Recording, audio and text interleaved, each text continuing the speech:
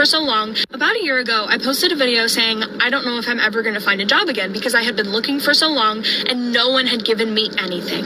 This is what has happened since I posted that video. 2 months after I posted that video, I got a job offer, 20 hours a week, $16 an hour. 5 months after I started that job, the entire company shut down. 2 months after that company shuts down, I get another job. I'm a dog walker. The most they can give me is about $300 of work per week. So I get another job. I am a petition circulator. I work 40 hours a week, $19 an hour. I'm great at it. This is amazing. I'm finally making a decent amount of money, and the Florida government passes a law that all but bans petition circulating. So now I am back to dog walking, which again pays about $300 a week. I have a bachelor's degree. I have 4 years of experience in mental health, 10 years of experience in childcare. I have experience in higher education, aquatics, food service. When I was in high school, I tutored refugees in English, and I speak French. And I do not believe that there is any job that I am above. I'm telling you, I got rejected by Taco Bell and Sam's Club. Where are my bootstraps? Because I would love to pull myself up by them. About a I wouldn't be the only person who feels like this. So I'm 30 years old. I'm unemployed. I've been unemployed for 4 months. I literally can't get a job. I've applied to over 150 jobs. I now have negative $4.41 in my savings account because of the monthly service fee that just hit. I don't know when I'm going to get a job. I feel very lost. This feeling of being unemployed and applying to jobs and retailing your resume, getting rejected, and then seeing the job reposted literally 2 weeks later is demoralizing.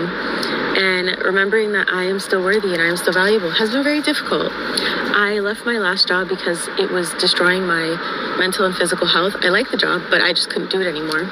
And so I applied to a new job, and I was going to make the most money I was ever supposed to make in my life. And they laid me off 4 days before I was supposed to start due to company reorganization. And I haven't been able to find a job since. I don't have a Roth IRA. I don't have any type of investment accounts. I don't know if I'll ever own a house. I am married, but we're both children, to be quite honest with you. I live in an apartment that we can no longer afford because I lost my job. Moved down here for the job that laid me off 4 days before I was supposed to start. So when you sign a lease, you just can't get out of it like that. That's not how that works. This is so common, guys, right now. This is the book of Isaiah, chapter 19, verse 15. Neither shall there be any work for Egypt, which the head or tail, branch or rush may do. And the times that we're coming into, these doubles are moving closer and closer to that NWO. And there's a lot of moving parts that they have in plan or in play that all lead to having complete control and ultimately all lead to that MO to the TB. First and foremost, before I get started, I want to thank Yahawah, Bahasham, Yahawashi for putting the spirit on me to do this lesson. And I want to give all praises, honor, and glory to Yahawah, Bahasham, Yahawashi, Bahasham, Kakadash. I want to give double honor to the apostles and the elders of GMS who teach and rule well, who taught me this truth. Salutation, you brothers and sisters that are out there listening and learning, fighting this good fight of faith. And salutation, my fellow brethren that are pushing His word in all truth and sincerity. To you all, I want to say shalom. And open prayer that this lesson be edifying to the elect. So, as you've seen in the opening clips, when that was just a couple, I could have, kept going, but, I want to make this short and sweet. There's a major shift that's been happening, with, people not being able to, find work, and that's prophetic. That's in the scriptures, that's prophecy, that these things will happen, and Lord's will, I'll get that, scripture. But, AI has been, putting a major, wedge between,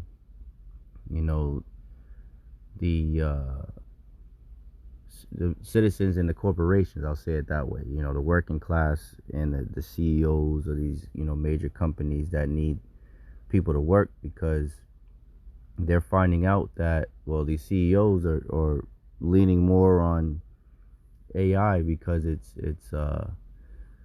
more convenient for them. It's cheaper. It's well, matter of fact, let's get it. Let's see what this guy says, right? So this is from Gizmodo, and it says it was published, what's today? 29th, so 2 days ago, July 27th, 2025, the hopeful year of deliverance to the elect of the nation of Israel, and the hopeful year of destruction and judgment to Esau, Edom, the so-called white man, as coined by the beloved apostle Tahar. And it says CEOs call it a revolution in efficiency. The workers powering it call it a new era in forced labor. I spoke to the people on the front lines of the AI takeover. It says, for centuries, work has defined us. It has given us identity, purpose, and status in society. But what happens when work, our source of income, itself begins to disappear? Not because of war, depression, or outsourcing, but because of algorithms. What does it mean to work in an AI-driven economy? I spent this month of July interviewing several experts from diverse corners of the labor landscape. Through these conversations, a complex and often contradictory picture emerges, one filled with both promise and peril, efficiency and exploitation, displacement and dignity. It says the view from the top, efficiency and experience, right? So from the CEO's point of view. From the C-suite, the AI revolution is viewed with a mixture of excitement and urgency. Elijah Clark, a consultant who advises companies on AI implementation, is blunt about the bottom line. Quote, CEOs are extremely excited about the opportunities that AI brings, he says. As a CEO myself, I can tell you I'm extremely excited about it. I've laid off employees myself because of AI. AI doesn't go on strike. It doesn't ask for a pay raise. These things that you don't have to deal with as a CEO, right? So that's pretty much the core of this movement, right? And brothers been saying that they don't have to ask, robots. They don't have to ask. They don't ask for vacations. They don't ask for time off. They don't ask for breaks. As long as you have somebody, a person or two, to keep the machines running and electricity on and whatever, battery packs in their backs or whatever, they can get the most efficiency. They can get the most bang for their buck, right? It says this unvarnished perspective reveals a fundamental truth about the corporate embrace of AI. It is, at its core, a quest for efficiency and profitability. And in this quest, human labor is often seen as a liability, an obstacle to be overcome.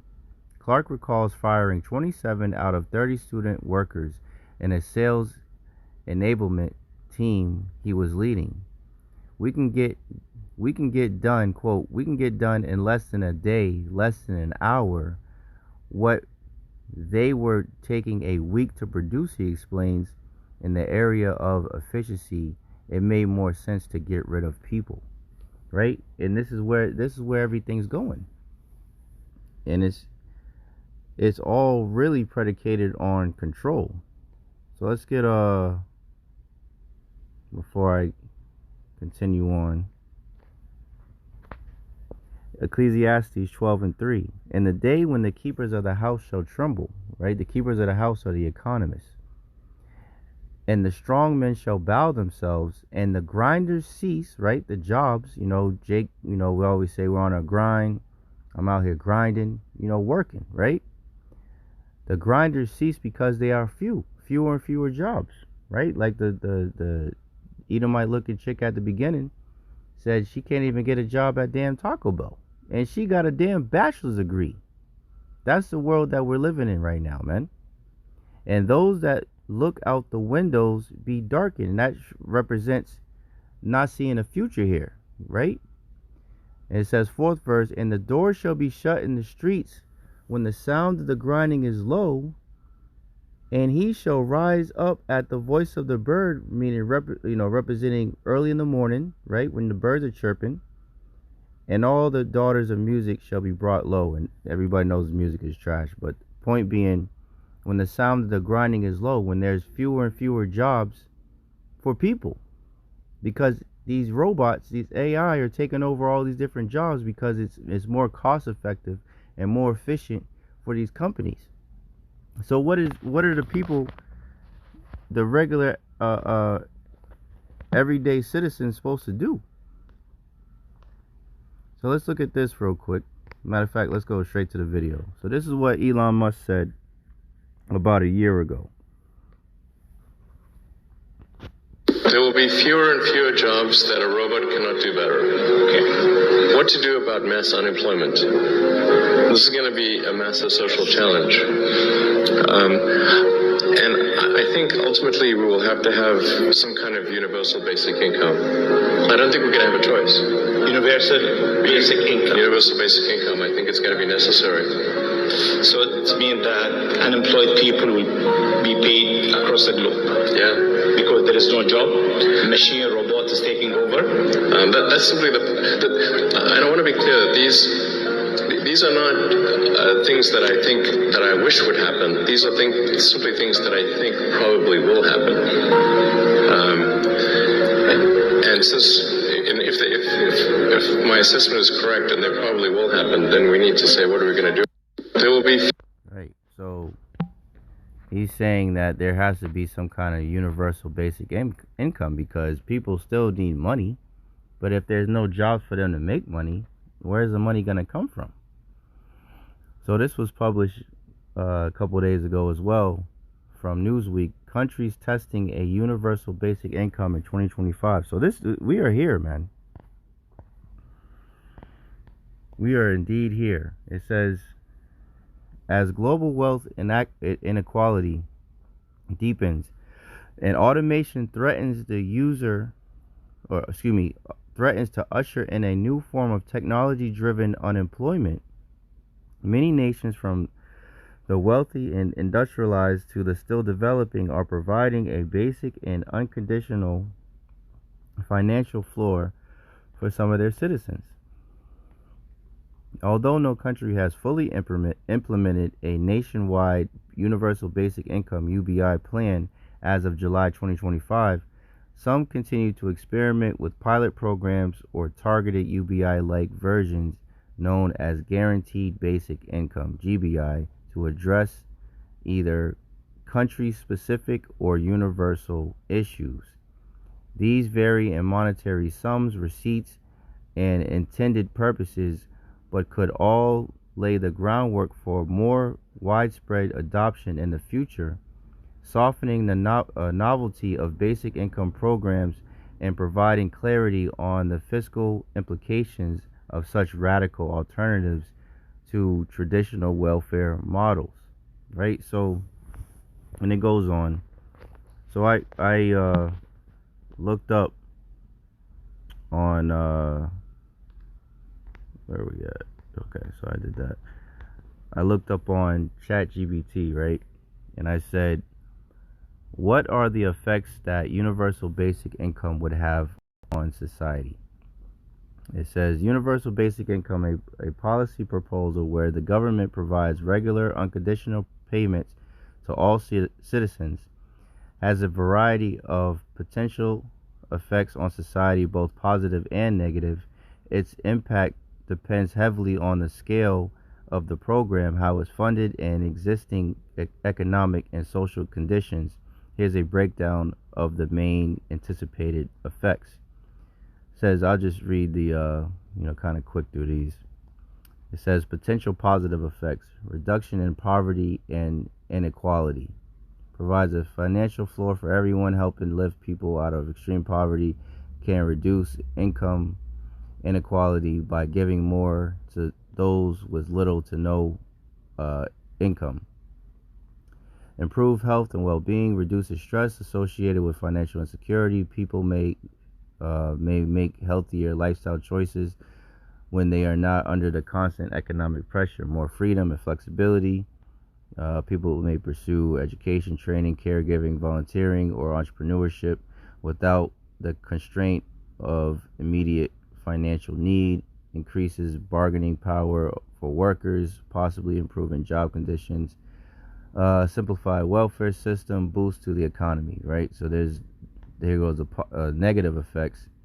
high fiscal costs. Funding a meaningful UBI example given one that covers basic living expenses could be extremely expensive, could require higher taxes, spending cuts elsewhere, or inflationary monetary policy.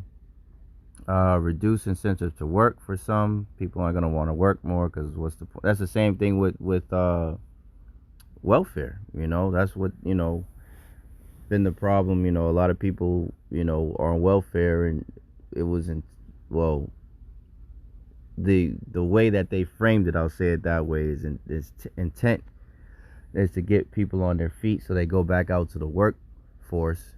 But people, Jake, a lot of not even just Jake, a lot of Edomites, and more than Jake, stay on it for generations and just become a leech to the system, and there's no incentive to work. So I went, let me see, so the bottom line, it says UBI could be a transformative policy with profound benefits, especially in terms of poverty reduction and well-being, and it also raises serious economic and political challenges. Its success would likely depend on careful design, scale, and how it's integrated with other social systems, right? So let me get this real quick, because these devils always speak smooth words. It's Isaiah, is that 50? Is that 55?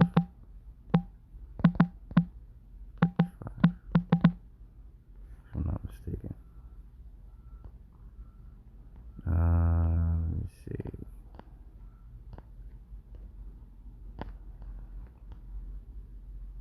'21. So this is Isaiah 55 and 21. The words of his mouth, the wicked, were smoother than butter, but war was in his heart. His words were softer than oil, yet was he drawn swords. Yet were they drawn swords, man. And as the other scripture says that I'm thinking about,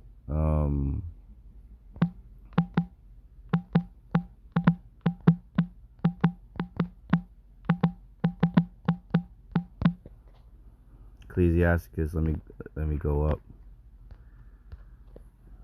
10. Ecclesiasticus, 12 and 10. Never trust thine enemy, for like as iron rusteth, so is his wickedness. Though he humble himself and go crouching, yet take good heed of him, heed and beware of him, and thou shalt be unto him as if thou hast wiped a looking glass, and thou shalt know that his rust, meaning his wickedness, hath not been altogether wiped away. And just going down to 16, an enemy speaketh sweetly with his lips, but in his heart, meaning his mind, he imagineth how to throw thee into a pit. So, I mean, even though UBI sounds promising and good, when it comes to these devils, there's always a snare, there's always a trap, there's always some left-handed energy that comes with it. As the scriptures say, let me get that. Hold on. I don't want to lose this. Let's get a new one.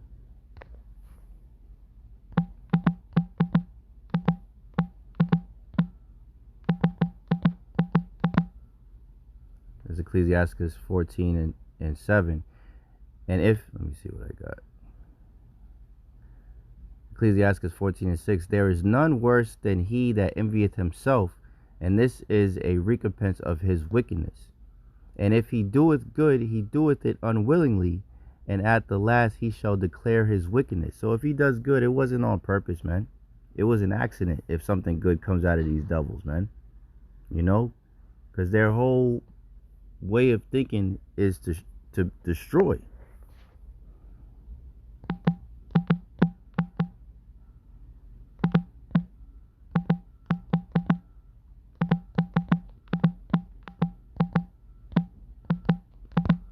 This is Proverbs 4 and 16.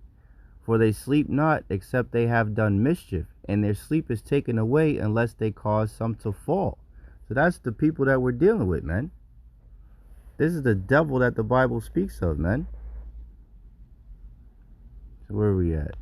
Ecclesiasticus 12 and 17. If adversity come upon thee, thou shalt find him there first. Who? The wicked. And though he pretend to help thee, yet shall he undermine thee. He will shake his head and clap his hands and whisper much and change his countenance. And that's the devil that we're talking about. So let's get back to this, right? Where we at? ChatGPT. So I asked ChatGPT, can the government, basically governments of the world, use universal basic income to control a society? And it says yes. Universal basic income, UBI, could be used as a tool for control, depending on how it's designed, implemented, and monitored. While UBI is often framed as a liberating policy, though they pretend to help thee, there's real potential for it to be weaponized politically or socially. Here's a breakdown of how that could happen. It says ways UBI could be used to control society. It says behavioral conditioning, carrot method or approach. Even though UBI is supposed to be unconditional, governments could 1. Threaten to cut off or reduce payments for people who dissent political or fail to comply with certain policies. Right? It's all about control with these devils. So if nobody can go out and make any money for themselves, and they can't even use cash because everything done went digital, this is how these devils will control everything. This is why it's so important for us sincere brothers and sisters to stay upon the Holy One of Israel, to trust in, to lean upon Yahawah Bahasham Yahawashi, man. And Yahawah Bahasham Yahawashi will take care of us, man, because these devils are making it so that they will be worshipped as the Most High, even though they're the bases of men. That's what's happening right now as we speak. And that's why it's important for us sincere brothers to come out and give the warning onto you brothers and sisters, man, the sheep, of what's to come. Let you brothers and sisters know the danger that's on the horizon, man, and to repent and seek Yahawah Bahasham Yahawashi before the evil days come, man. Matter of fact, let's grab that because I was already in that chapter. And just go up. Ecclesiastes 12 and 1. And it reads, I don't know why it's whatever, it's all good.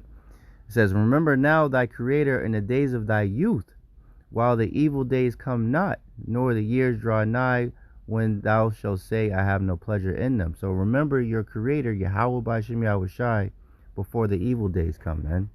Seek him while he may be found.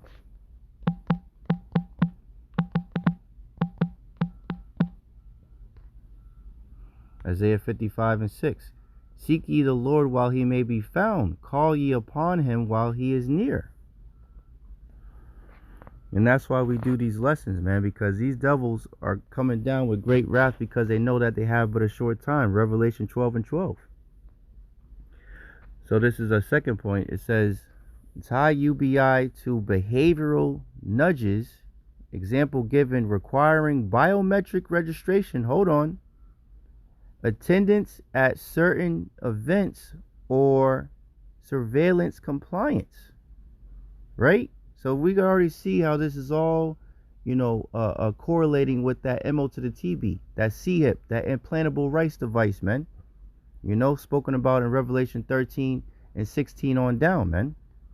It says use AI or algorithmic systems to monitor eligibility or trigger automatic suspensions based on behavior. This is a social credit thing that they could put in place, and I believe that that's what they're going to do through the Spirit.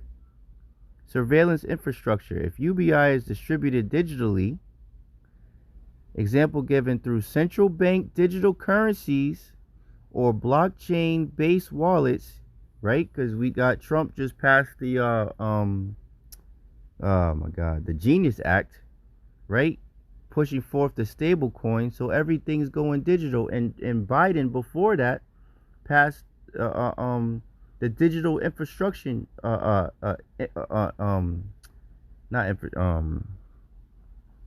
oh my god, what's the word, infrastructure, digital infrastructure act, something to that degree. I forget exactly what it was, like the number, but he passed that when he was president. So we're not ignorant of Satan's devices, man. We see everything lining up, and everything's according to prophecy, man. You know, economic dependency. A society reliant on UBI. Well, actually, let me go back real quick.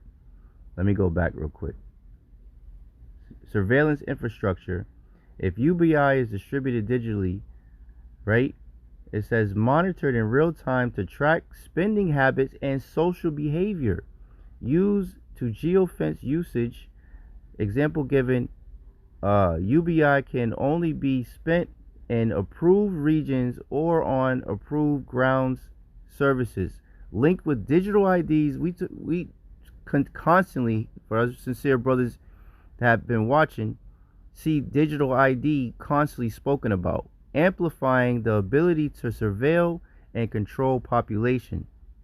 And then it says economic dependency. Now, if you can't get a job and you only way you can pay your bills and put food on the table is by going to the fucking government, to Esau, they're going to require things of you. A society reliance on UBI for survival becomes more economically dependent on the state. This can lead to reduced political dissent, since people may fear losing their basic income. And that's the point, man. In authoritarian regimes, it could be a tool for pacifying resistance, offering stability in exchange for compliance, man. And what did they do with the C-19, man? In order to keep your job, in order to keep your comfortability, the way of living that you were already used to, you had to take that jump shot, man. And the ones that didn't take it, they had to suffer the consequences of not going along to get along. And it's no different now. And this time around is going to be harder than the first time. Going, that hour of temptation that's coming, man. So hey, man, we're definitely entering into these times, man. And this is the time that we're in, and Babylon is going to continue to fall, man. So I'll read this and I'll close out. This is Isaiah 24:7. The new wine mourneth, the vine languisheth, all the merry-hearted do sigh. Right? So as they're entering, they're setting up everything to enter into this NWO, they have to completely crash this old system. That's why it's called the Great Reset button, man. They gotta end this and start anew. That's what these devils are planning. But the Lord is gonna throw a monkey wrench into their plans, man. Let me see. Let me get that real quick.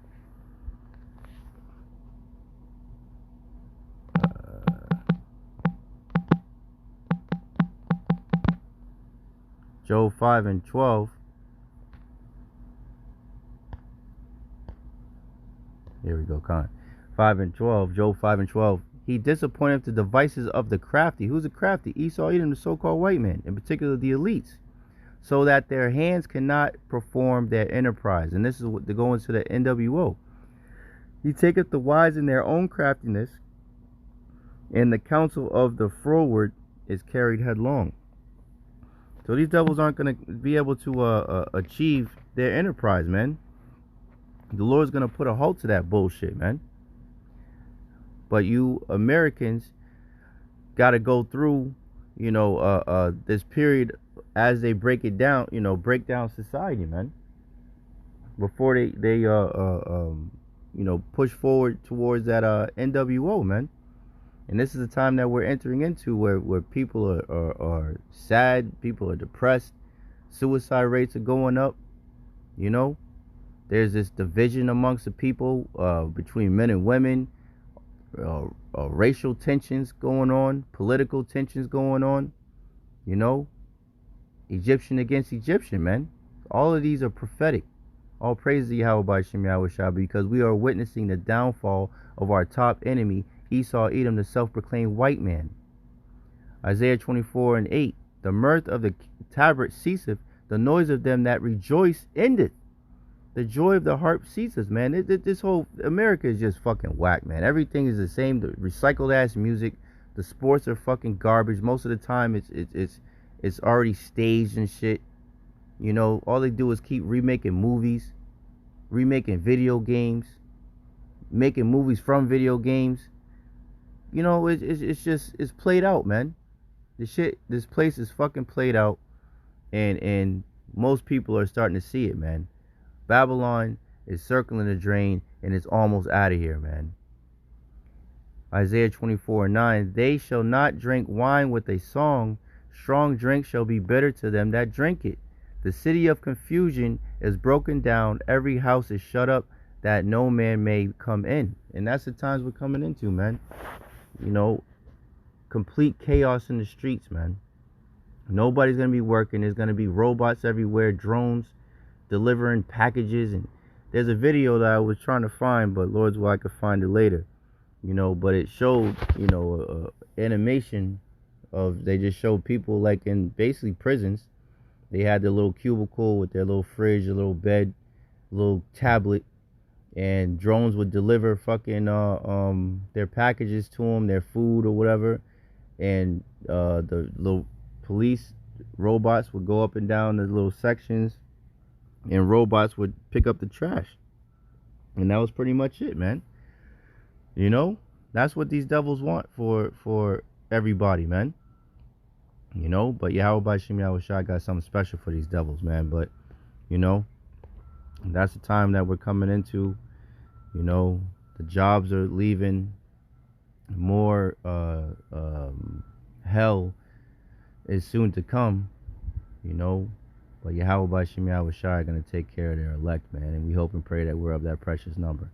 So I hope and pray that this lesson was edifying to the elect. In closing, I want to thank Yahawah Bahasham Yahawashi once again for putting his spirit on me to do this lesson. And I want to give all praises, honor, and glory to Yahawah Bahasham Yahawashi, Bahasham Kadash. I want to give double honor to the apostles and elders of GMS who teach and rule well, taught me his truth. Salutations, you brothers and sisters out there listening, learning, fighting this good fight of faith. Keep fighting, keep striving, keep pushing. We're almost out of this bitch. And salutations, my fellow brethren that are pushing his word in all truth and sincerity. To you all, I want to say shalom. I'll see you at Baba Ball and Kwam Yasharala. Hey, shalom. To the next one.